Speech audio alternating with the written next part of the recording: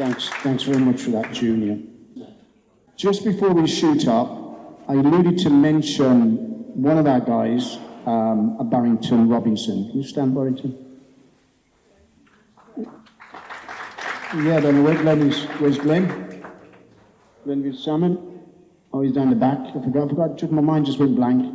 These are my wingmen. I'm Jacqueline the wingwoman, and so is Lavina. This guy's a very clever guy. He's probably one of the cleverest guys in the place. He's an AA guy. I said, come and do some admin for us. I don't do admin, I do AI. He's shown me some amazing things he's done with AI. So don't be frightened, guys. Everything's for good or bad, and he's using it so much for the good. Minutes, all of that. He ain't sitting writing, I think. He's using AI. So embrace the future, guys.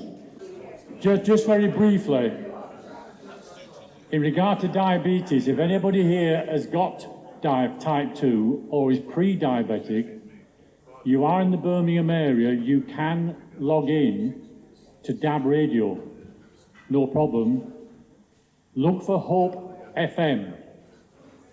It's a voluntary station that's run by the Seventh-day Adventist Church, and we are running on a Friday afternoon, starting this Friday at 2 o'clock, 9 ways to prevent diabetes. It's for 1 hour every Friday for the next 4 weeks. So, something to look for, listen to. It's Hope FM, okay?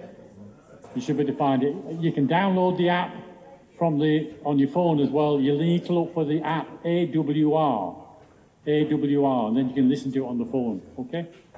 Thanks for that, Paul. One quick word, thanks for that, Paul. If you let me have information, I'll put it in our WhatsApp group and we can circulate that.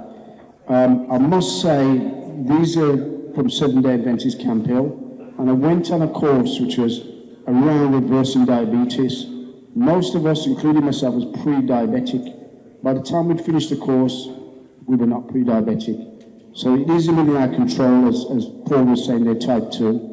It's so reversible. The system and the NHS isn't quite preaching that one.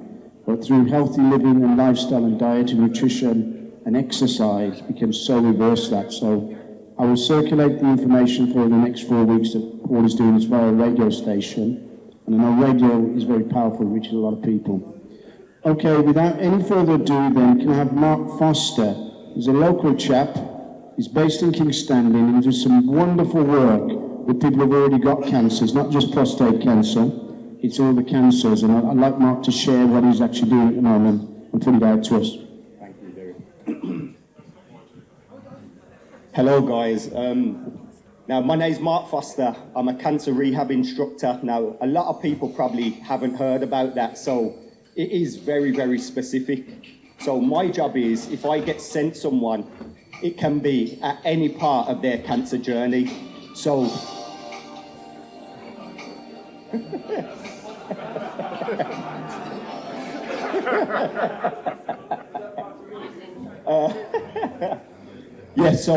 so I can take anyone, any part of their cancer journey. So if we get someone who's recently diagnosed, we have a support network. So there's a group session where there'll be people who have already been through cancer treatment come out the other side, and they're there to help and speak to people. But my primary thing is to deal with the side effects of your treatments. So a big side effect is fatigue. So a lot of people who have been through cancer, whether it be 1 year ago, 2 years ago, 5 years ago, still suffering with fatigue and feel like they can't do anything because of the fatigue that they get. And another thing is to dispel the myth of the gym and exercise. A lot of people think, don't get me wrong, I'm not fit enough to exercise or not fit enough to go to the gym. No, it's all about well-being. It's not, you've not got guys in there like this, like, you know what I mean, how many stone lifting really heavy weights and stuff. It's really, really social and low-key, low impact. We can start with hall-based exercises. We've got the space and we've got the means to help with activities of your everyday life. Do you know what I mean? So literally getting up and down out of a chair. Some people struggle with that after they've gone through cancer treatments.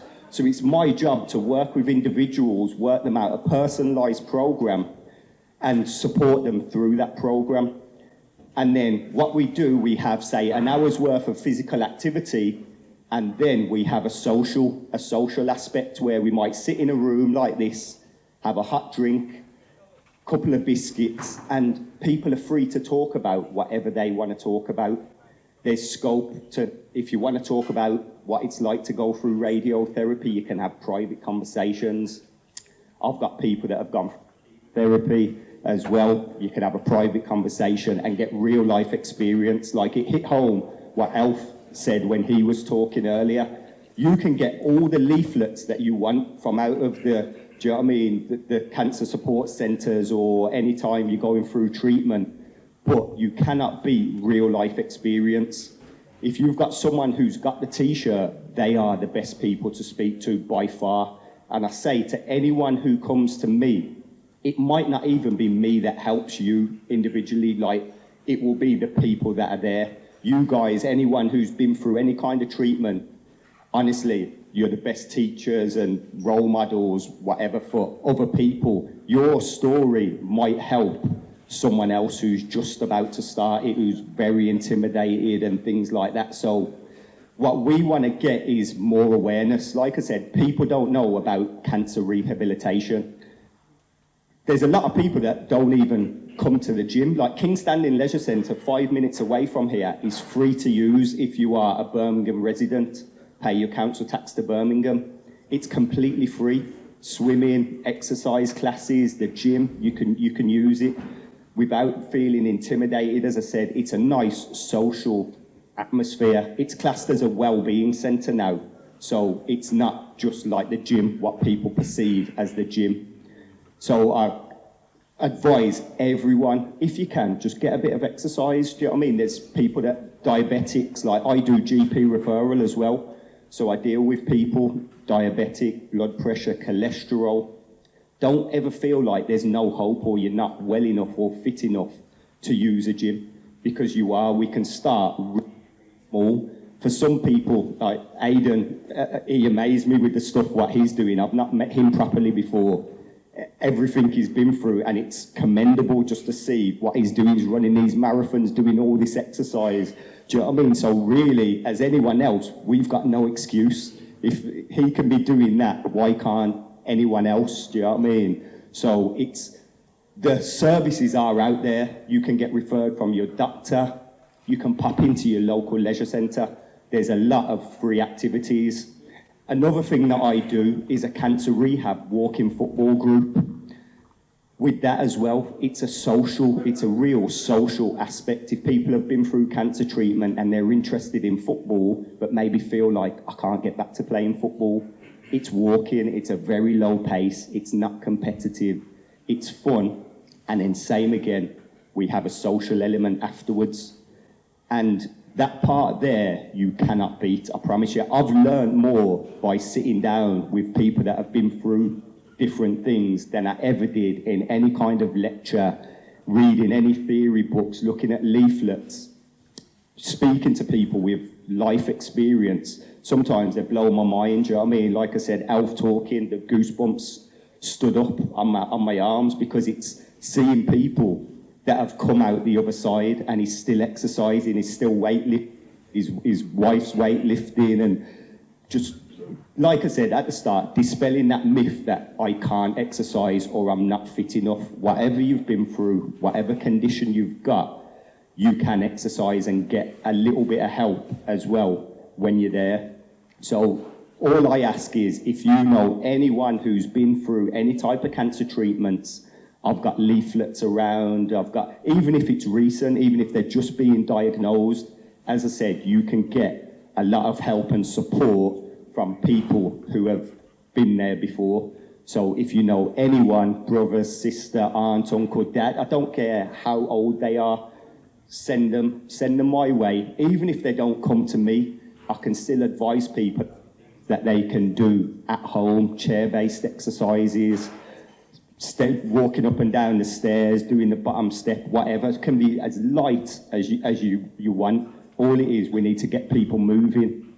And then the social aspect, which a lot of people have touched on today, is ridiculously important. That's probably more important than the exercise. Do you know what I mean? Speaking to people, mental health since COVID, I've noticed from being in a gym has gone through the roof. People aren't talking anymore. They're not meeting up. And that's why I commend so much what Derek does. I went to one of his meetings before and hearing guys open up and talk about things which are a little bit taboo. They're not always, do you know what I mean, the big topic of conversation when you're playing dominoes or at the pub, do you know what I mean? But they're real life situations. So the more that we can get mental well-being and social groups on the up and people attending them, the better it is for us all, because if they're not used, they're going to be taken away. So as I said, it's a completely funded and free service. So if anyone has got any questions, or my leaflets are about, my contact number, email, things like that are on there, just get in touch. I can give you advice, can be confidential, whatever, but the help is out there. A round of applause for Mark. This is a very special guy. I met him a long time, and he was supporting guys who'd actually got cancer get through it, through exercise, motivation, psychology and whatever. And he heard we were doing this. He wasn't on the timetable. And he said, I'd love to come and share what I'm doing with you guys. So well done, Mark. You're a credit to us in the community. Is Lighty still in the place? Oh, he's been gagging, man. Look at it. Yeah, man, come on. We've got an international gospel reggae singer here, man. So give him a round of applause, man, out of his busy schedule. I mean, I must say, it's great to be in the same space with this man. He looks well. You might need to get that checked out. But he's been on a health journey as well. Me and this guy talk all the time. So he's talking from being on that journey and going that journey. And he's an amazing singer, so he'd like to share something with you all, just to entertain us. Thanks, Lighty. Yeah, thank you very much. Yes, guys. This song is for those who have been through prostate cancer. And I hope you enjoy it.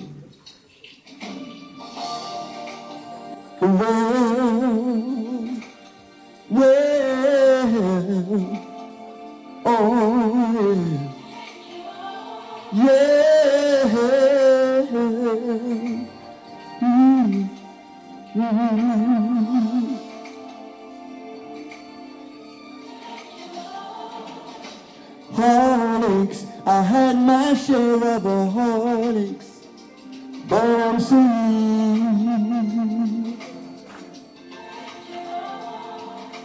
Troubles, I've seen my share of trouble, but I'm free.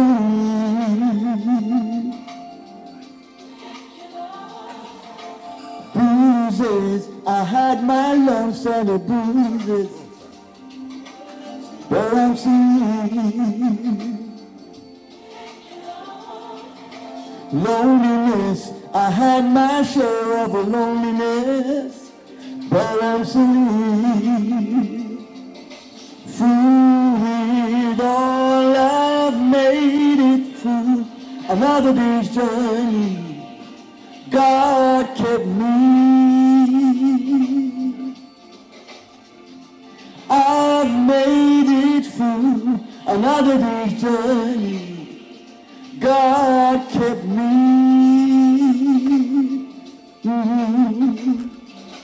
Lied to, many times I've been lied to, but I'm free.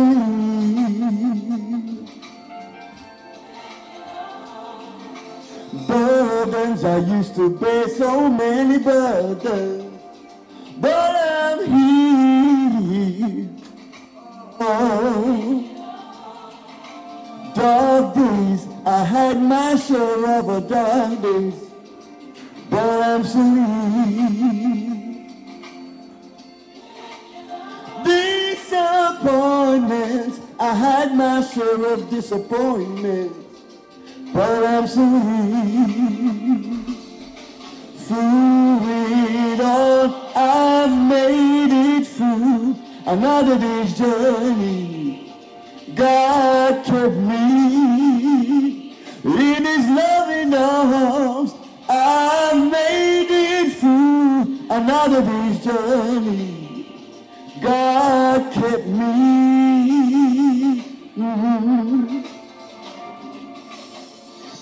grace of God that I'm still here today. He was always there, no matter what came my way. I never present help in the time of need, standing there. Hey, Lord, Lord, I know you love me so. I made it through another day's journey. God kept me.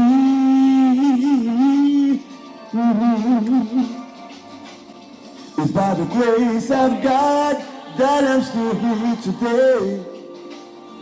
He was always there, no matter what came my way. I'm very present help in the time of need, standing there. Yeah, I'm still here. Whoa, yeah, yeah. Thank you. Man, well done. Thanks, Lighty. Just going to change it up. We've got a slightly different schedule, but we've got a doctor in the place who wants to share something with you. Dr. Jacqueline Halliday Bell wants to share something with a new book that she's been part of, and I'd love to hear what you're going to say to us, Jackie. Thank you. Good evening, everyone. So my name was on the programme and I should have been presenting on diabetes. That was given to my colleague Paul Howard, who spoke briefly earlier. He's an expert in diabetes and has taught many hundreds of people on how to manage type 2 diabetes. I am a doctor. My main role is in occupational medicine. So when you start a job or you're retiring on ill health grounds or you've been off sick, it'll be someone like me. But I am also a GP and I work for 111. So if you ring, I work for Badger. There were a couple of my colleagues here earlier. Anybody from Badger still here? Whoop. Can we give those in the NHS a round of applause, please? They've been through some tough times. And I know you've heard some of the bad things, but there are many good things about the NHS. Isn't that right, Aidan? Absolutely. So, one of the things that has come across tonight is what our colleague here, Alf, said, and also what Aidan said. They both referred to black doctors. The fact that when you walk into a room and you see someone that looks like you feel more at ease. Is that right? Yeah? So I don't work in a GP practice, but people come up to me and say, where do you work? Where do you work? Now, myself and 3 other doctors have put together an anthology. This is a series of autobiographies and biographies of 100 black British doctors. And Dr. or Professor Frank Chinigundo is in here, because he's one of my personal contacts. So you can imagine that I went to Sheldon Heath School. Anybody from Sheldon Heath? Hey, amen. But at that school, I was good at running. I was good at singing. I could play the clarinet. I could dance. I could act. But when I said I want to be a doctor, they said, that's not happening. That's not happening. So I kept my head down, worked, and got in at 18. So this book kind of gives an anthology, an account, an inspirational story for young people. So I'm talking about people who are in their sort of key stage 3, sort of age 14 up to 18, who are thinking about medicine. If I just turn really quickly to Frank's story, he doesn't put an awful lot in, but about his personal journey, because you can imagine sometimes it doesn't look so good when you complain. This is Frank's autobiography. He wrote it, he contributed to it. My daughter who's at the back is Vanessa. She's the artist who's pulled this all together for myself and the other 3 doctors. Really quickly, Frank says, I decided that I wanted to be a doctor from an early age, perhaps around 8 years old. There were no doctors in the family, so I was the first. My father worked in banking, my mother was a teacher. The home atmosphere was academic. As a child, I enjoyed the medical soaps of the day. Perhaps that was what stimulated my interest in medicine. So imagine 100 different stories like that. Now, this book also covers the early doctors in the UK. Can you imagine before even the Second World War, there were a few black doctors in the UK. It covers a bit about Windrush. You know, a lot of people came over on the Windrush and in that area, and started working with the NHS. And it also covers COVID heroes. One of the people that taught me was a Dr. Sadhu. He was in geriatrics down in Watford. He had retired, but rolled up his sleeves and came back to fight the COVID pandemic. And unfortunately, he was the first doctor that died of it. So we put him and a number of others in the book. So please, I want to say that this is our first draft. Myself and the other three and my daughter rushed this out because we had a black book fair to go to. There are some errors in it. However, we're selling it at half price. I've got 9 copies left. Somebody here has bought 2, another person's reserved 1, and my daughter will help move the last 9 copies at £10 each. Well, I'll have to come back. But it is a phenomenal thing. So this is really aimed at your young people, your 14-year-olds. We need more black doctors. It's not as hard as it seems, by the way. I can see, I should be auctioning them. Now, you can imagine that I like inspiring young people. I've got 3 children myself. And one of the people who has helped with the book is my son, James Bell, who's also a doctor. But I've also done younger children's books on a whole range of careers. We all contribute, whatever job we do, engineer, hairdresser, saxophonist, teacher, policeman, whatever. So I've done a whole series of careers books aimed at children who look like me and you, many of you. And these are aimed at sort of primary school. So we're on the internet, we're on Amazon, and this is one that's called James Wants to Be a Diligent Doctor, based on my son. They're all based on people I know. So around us we have lots of inspiring people. So we want to encourage our younger children to start thinking about careers at the age of 7. Show me a child at 7 and I'll show you the man, yes, or the girl, or the boy.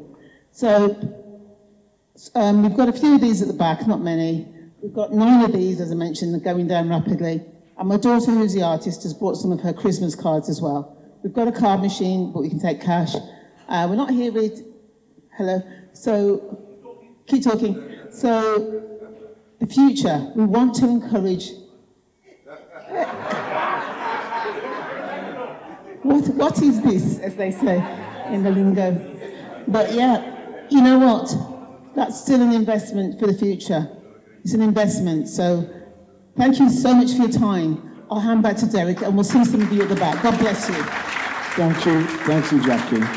Before you go, we're going to get this in. No, this has been an amazing lady to work with. She's in the background supporting us. She's encouraging me. She's giving me inside information about reports that are going on in the medical fraternity. She did what she didn't say. She was looking at saxophonist. I don't know if I'm saying that right. She actually plays the sax. She's a sax. I actually asked her to do a song, but then she switched it to that young man. So she's very talented. And we found out the other day, she also loves jazz. She's a great dancer of jazz and salsa. She's been doing it for the last 20 years. You know many doctors like that, guys? So this is a talented lady. Yeah, I'm coming along to the classes. Yeah. So we would like to present you with our certificate of community champion.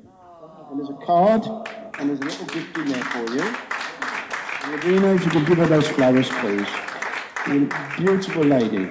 We're so glad to have you involved in us. Some of the guys says, oh, you don't need women. You've got to be joking. This is a tower of strength. She don't come along to meetings, but behind the scenes, we really appreciated this lady. She called an emergency meeting in the week. We didn't plan that, but she filled in all the gaps that we'd all missed. So thank you very much, Jackie. Bless you too.